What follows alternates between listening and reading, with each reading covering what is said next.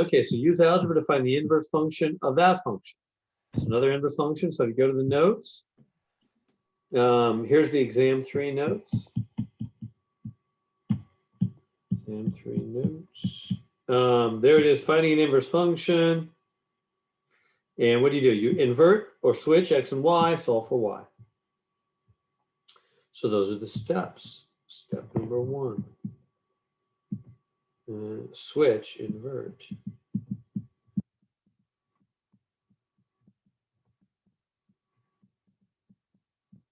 X and y. So let me write down the, here's the y right there. So I'm going to invert x and y. So x will come out here. Y goes over there. So I switched. I inverted x and y. The function f of x is y. And I switched that with the x. Excellent. Okay. Now, coming on down, what am I going to do next? Now I'm going to, step 2 says, solve for y. So you want to get y all by itself. So let's do the steps to get y by itself. Subtract 3 from both sides. We get x minus 3 is 6y to the 3rd power.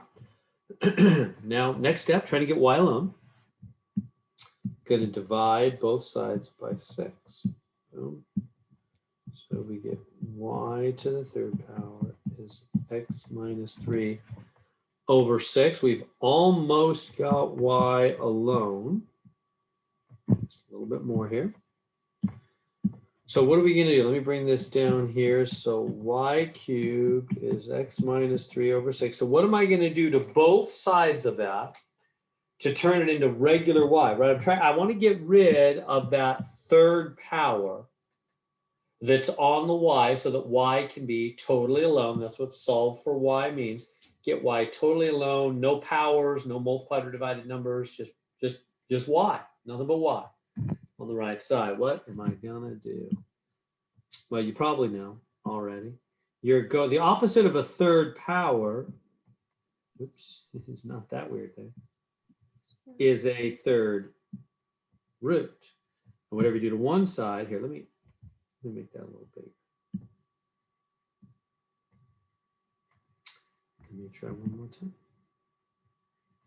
Here we go.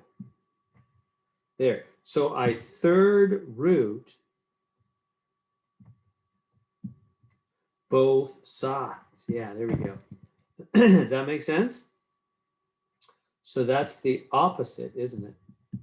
Opposite of a 3rd power is a 3rd root. So I 3rd root both sides, and then these cancel, and that gives me, here, let me go back here and wrap it up. This gets me y alone. Y equals, and then it's just that. 3rd root of x minus 3 over 6. That's my answer. That's the inverse function right there. Y is the 3rd root of x minus 3 over 6. And that, I didn't do that too neatly. Let me try that again. 3rd root of x minus 3 all over 6. So that's the opposite. That's the inverse function. So the opposite of a 3rd power is a 3rd root. And so they show you how to enter the answer. You can use the root. I think it'll allow you just to type it in straight. Let me see. Let me try. What number was that? That was number 2. Okay. Let me try that one.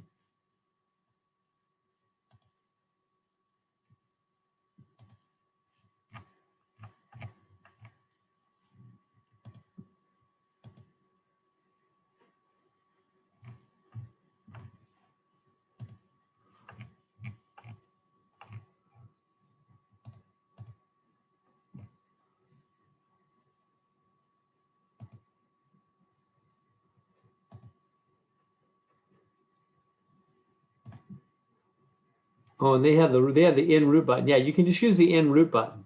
So this button, you can see my screen down here. Wait, what did I just clicked the wrong thing. Sorry. Here we go. You can see the in root button down here at the bottom. Just click that in root. Boom. And that puts an in root for it. It allows you to put something in the hook. So in this case, it would be a fifth root, and this would be, I think, a fraction. So you can just use the fraction maker. X minus 7 divided by 5. I think I got it. Yeah, fifth root of. Let me see if it likes that. Yeah, that's it. So just use the in root button down here, the in root. That'll allow you to put something in the root. By the way, look at the other way you can do it. You can also do 1/5 power. That's the same thing. Let me show you back on the main screen. Back in my iPad, I mean, calling that the main screen.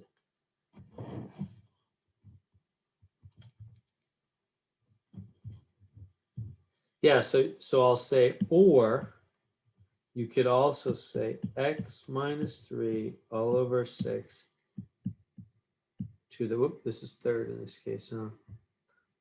1/3 power. So those are the same thing. We're going to be talking more about that in days to come. But let me just put that idea in your mind right now. A 1/3 power is the same as a third root. There are two different ways of saying the same thing. So either third root or 1/3 power of x minus 3 over 6. And there it is.